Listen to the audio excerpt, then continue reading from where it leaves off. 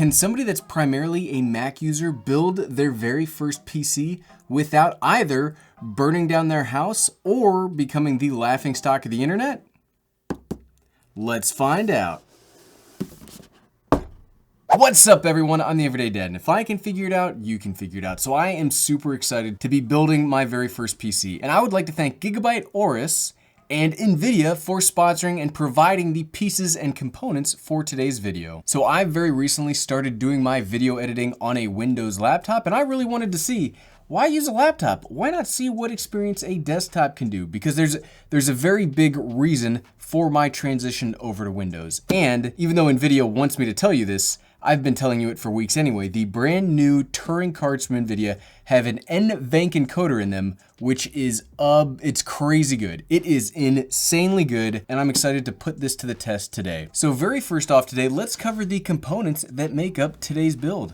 So for the processor, we have the AMD Ryzen 3900X, which is a 12-core, 24-thread processor that can go up to a 4.6 gigahertz max boost and a 3 gigahertz base. I chose this because AMD is absolutely rocking it as far as processors go anymore. So the point of the build is not necessarily, hey Gigabyte, please send me your most expensive pieces. It's not that. I'm trying to show that at a reasonable budget, especially if you consider reasonable of what else is out there, you can get a crazy powerful computer. So we picked these components for a specific reason. For the graphics card, we have the Gigabyte GeForce RTX 2080 Super. Yes, there is the 2080 Ti, which is the more powerful. It's got the more cores in it. From what I've read, this is still an excellent graphics card that will not, I mean, it's still expensive, but again, we're trying to like have a certain level of budget here. This does have 8 gigabytes of GDDR6 memory. It is of the Turing family ray tracing cores. I'm so excited to try that out. And it has RGB Fusion 2.0.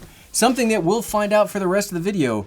There's a lot of RGB in this build. When it comes to our SSD, we do have a Aorus NVMe Gen 4 SSD. This is a 1 terabyte drive, and it should be like crazy fast. I think I've said crazy 3 times so far. We're not allowed to say crazy anymore. If I say crazy again, leave me a comment down below. This SSD is hefty. We've installed quite a few M.2 SSDs in laptops before. This one weighs the same amount as like all of them. And then for our system memory, for our RAM, I didn't actually know. Honestly, I didn't know that Gigabyte made all of this stuff, but we are using the Aorus RGB memory, which is, I wanted 32 gigabytes. They don't have a 32 gigabyte kit, so they provided me 2 16 gigabyte kits of their DDR4 3600 megahertz memory. And this just looks great. Team up, fight on. It's got that RGB. We're gonna have so much RGB is gonna be going on. This memory feels amazing. It doesn't matter how it feels. I know it doesn't matter how it feels, but I like, if you're gonna spend the money, you want your stuff, like you want your tech to feel good. This feels good. I cannot wait. It's so nice when you click RAM in anywhere. I'm very excited for the clickings that we're gonna be doing with this RAM. For power supply, we will be using the AP750GM from Gigabyte, which is a fully modular 750 watt power supply. There's not too much more to say of the power supply other than that. It's also big and heavy. I would hope so, because it's got to power all this stuff. We haven't talked about the motherboard yet, which is maybe we'll cut this the other way so that we talk about the motherboard first. So if this is the first thing you're hearing, yes, I recorded it this way and didn't make a mistake that I had to fix in post. So we are using the Gigabyte B550 Vision D motherboard. And I'm very, very excited for this motherboard. This is their creator style, which means less RGB, but also a few really good benefits when it comes to like having extra M.2 drives, having PCIe by 16 slots.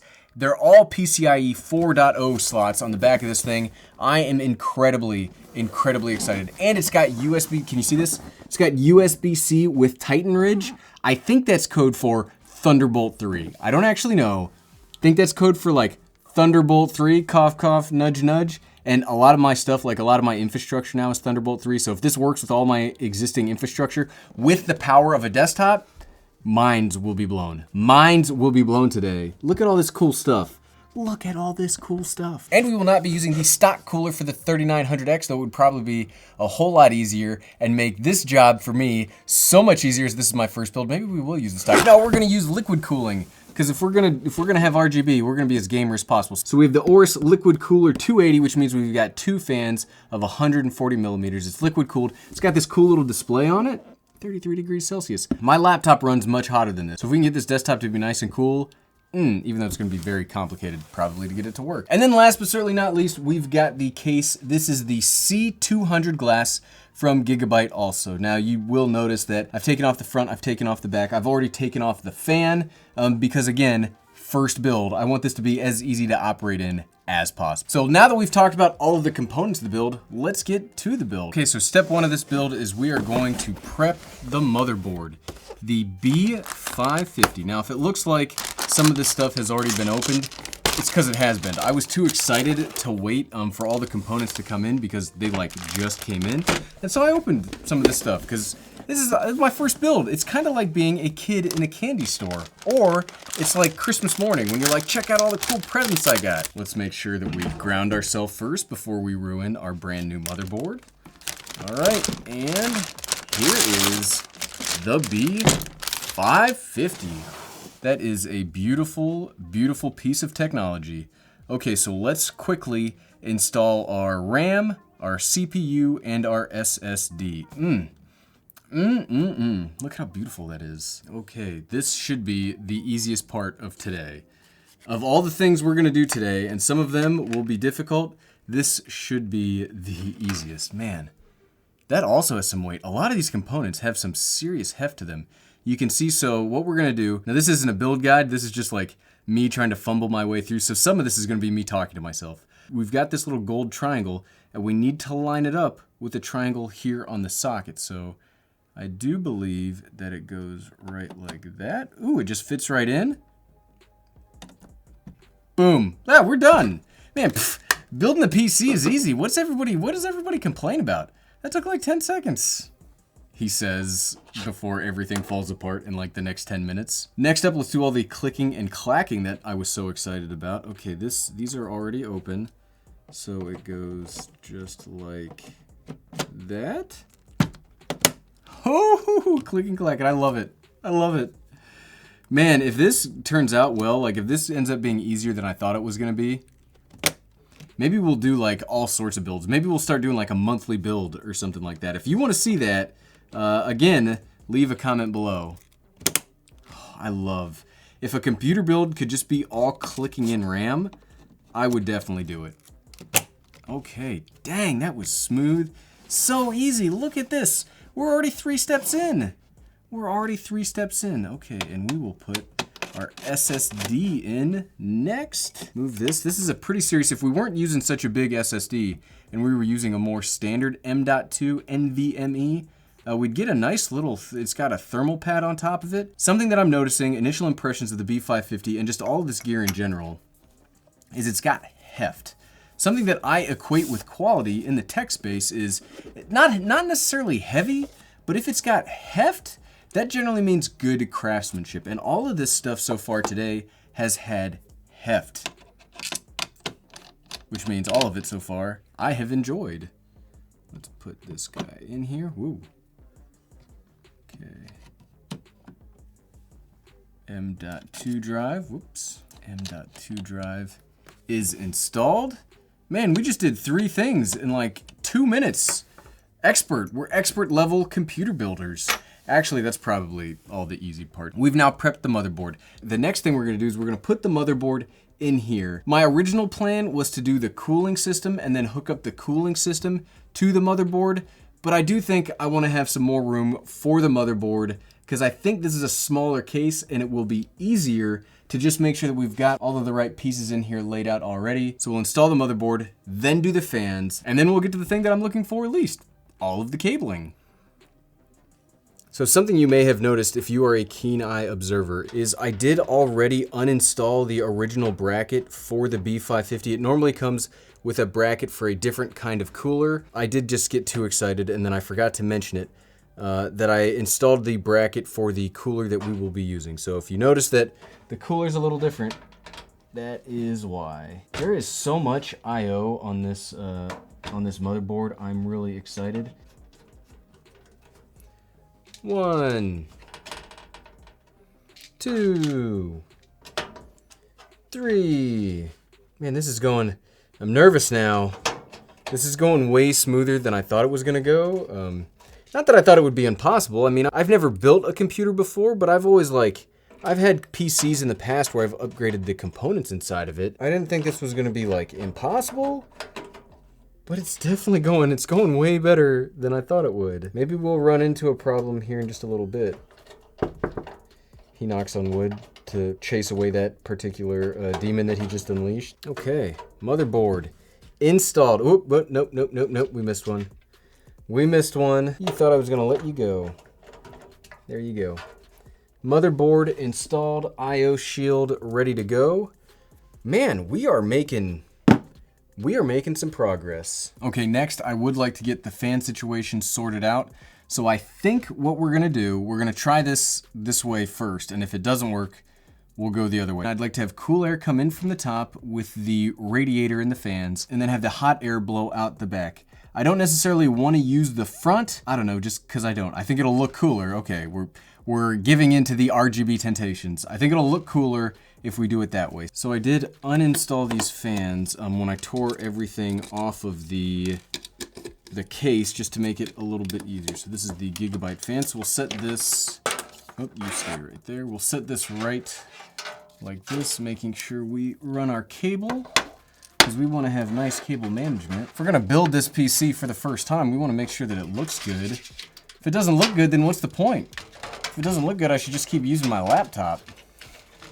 That's gonna upset all the laptop users out there. I'm a laptop, don't get me wrong, I've been using a laptop for a while now, since I decided to move away from my iMac Pro, which is kind of like, I mean, if you think about an iMac's really just the next evolution of a laptop, right? It's basically a laptop for your desk, because it has a screen already built in, it comes with a keyboard, it comes with a mouse. I'm sticking with that. That might be a tagline or something, iMac. It's like a laptop for your desk. All right, here is the AIO. It's already got some thermal paste on it. The fans. Now, how are we gonna, let's reach over here to get these. Now, how are we gonna do this? Because we want, like, one of the weird things, if you've seen any video about this cooler, is these fans are kind of wonky because they're like shaped oddly. I do want, so we want the air to go this way. Yeah, we want the air to come in. So we're gonna set this up. We want these to be hooked up like this with the tubes coming out to the right, which means this has to go like this. And okay, so we need those fans. Yes, they need to be like that. I'm gonna be second guessing myself all day. Welcome to the build. So what I'm hoping is, even though these wobble like this a little bit, once we actually get all four corners screwed in, that wobbling will stop. Because with how big, when you see the graphics card, when you see how big the cooler is, like all the fans, there's gonna be so many fans in this build, it's gonna be crazy. So I guess I'm not overly concerned with the thermal performance inside of the case. Yeah, it's not moving. That's fine, that's totally doable. I've plugged in RAM before. None of that's what's got me nervous. What's got me nervous is trying to do all of the, plugging in the fan headers, all these cables. These cables are what got me nervous. We'll have to, that's the part of the video where the Everyday Dad, where Gary here starts crying and maybe starts drinking. I've watched so many YouTube videos on how to install a computer and do all this stuff over the last couple of days that hopefully I'm good, but we'll see. Okay, so we got this good, but we're gonna set this down again to get all of this stuff good. All right, we want this to be like this so that these tubes are coming out the right. Okay, everything is currently according to plan. Hopefully the plan survives first contact with the case. Now, cable management is gonna be, we'll have to fix all of these cables when we get this in here. Okay, there we go. Everything seems to be good. Fans are spinning freely. All right. All right, I think, by Jove, I think we've got it. I don't know if you can see it, but like right here, we got kind of caught up on that, but it looks like there is just enough room. I think if we had the fans the other way, it wouldn't work. But since the fans are this way, it works. I don't know, I'm not really thrilled with this because it is kind of stuck now. Okay. I don't know. Yeah, it's just like something's caught, so no, I think we're gonna have to abandon doing it this way. Yeah, it's the way the motherboard's set up Like there's not enough space. You can see we definitely started scuffing this up a little bit. We'll try one more time and then we're gonna abandon this plan. I did really want it to be on top, but I also don't wanna like damage my components to make it work. All right, we're abandoning it. Abandoning the plan. So now the plan will be, we'll put the fans in the front. Does that still work the way that I wanted it to, where if we do this, yeah, this should still work. We'll just have to do it like this, and then the tubes will have to come out the bottom. I guess we'll live with that. Okay. Hey, we got it off. If you were curious, we definitely got it off. Okay. How can we set this up so that you can see? Okay, so we'll set this down right there. Maybe this will look cooler. I mean, RGB in the front. Maybe it's maybe this is, you know, when life gives you lemons, sometimes you have to install your water cooler radiator to the front of your computer. Now, what's really going to drive me crazy is in 10 minutes when we try to install the graphics card, and it still doesn't, like the graphics card then is too big. Because these, I don't know if you remember and saw the box, but this graphics card, pretty ginormous. Okay, we had a problem where we didn't have the radiator up high enough, so we have now fixed that.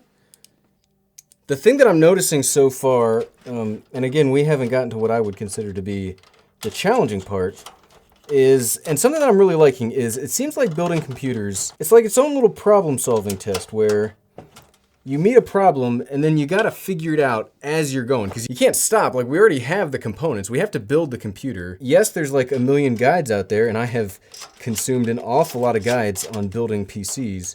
But it seems like as you're coming up, like, yes, it's a playground, it's Legos for grown-ups. It's a neat problem-solving exercise, too, where it's like, well, I wanted to do it this way. Well, you can't do it that way, because, you know, physics and things are in the way. Something else I'm noticing about building your own PC is half of the game is just not losing little pieces when you drop them. Okay, fans have been installed. So it looks like instead of cold air coming from the top, going out the back, we're gonna have cold air come in and then go out. So maybe in the future we'll install another set of fans. I don't know yet. Maybe. The sky's the limit. The sky's the limit on our fan situation. Okay, so the next step is we've mounted all the fans, we've got everything set up. Let's get the cooler on, then we'll start plugging everything in, which is the part that we probably will cut away from, because that's the thing that I do not want to get too embarrassed about today. So we wanted it like this. It's not gonna fit. Poor planning on our initial build. Can we do this? Will these go? Nope, so it won't go that far. So we have to do not exactly what I want. I kind of wanted a cleaner look than what we got going on here, but I think with the way that the mount is, we're just gonna have to live with that. So we can make this work. I know it's the internet and everything has to be like perfectly cable managed, but this is our first build. I get some slack, right? Because this is my first ever computer build. Right, we get some kind of slack. We'll put this, it'll go somewhere. I mean, the cables right now are kind of all over the place, but we'll clean it up a little bit. Okay, so we've got the cooler on. Let's actually take these. Speaking of cable management, let's run these out here. Okay, so we've now got everything plugged in. We've got the case, we've got all of the front panel stuff plugged in, which is a big pain in the butt. Like, it's 5 separate cables, which you'd think could just be simplified into one cable. We plugged in the USB 3.0, we plugged in the cooler stuff, we plugged in all 3 fans. We did have, I'm glad we cut, because we did have a big pain where I had to take off the radiator, because one of the fan LED cables, I didn't realize when we were doing this, but I had it set behind the fan, so we had to take like everything off because it got stuck. So good thing we cut. Let's now put in that graphics card. Oh. Here we go with this beautiful, the graphics card, the 2080 Super Gigabyte. Man, that is a big honkin' graphics card. Look at all these fans. Ooh, that might actually get in the way. Well, we'll have to exist with it. So this is gonna go right there. So we have to take off the top two of these things. Now, something that I don't get is why, ooh, we should have done this beforehand, because look, it's gonna bump into that. I don't get why you have to break these off. Like, shouldn't this just be like something that just slides on and off. Let's set the graphics card down. View. Set you. Alright. There we go. Nice satisfying click. And the Gigabyte RTX 2080 Super is now in its spot. We definitely want to screw this thing down because this is a big honking graphics card. I assume it's not designed to be supported by its weight alone. Okay, that is out of the way, that is out of the way. You can see we've now got everything plugged in.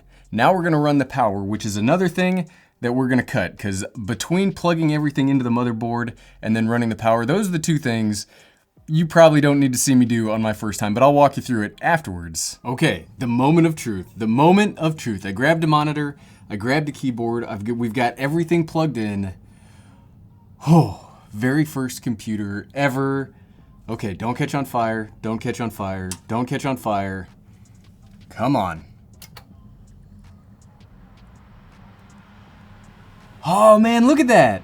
That's probably a good sign that all the glowing stuff's turned on. The fans are going. The little design. Okay, we'll have to fix that. That's not as big of a deal. Oh, look at all the LED fans are turning on. That's incredible. Oh, and look. We've even, okay, I think it's working. All we have to do is install Windows and then get our programs going. Well, I can't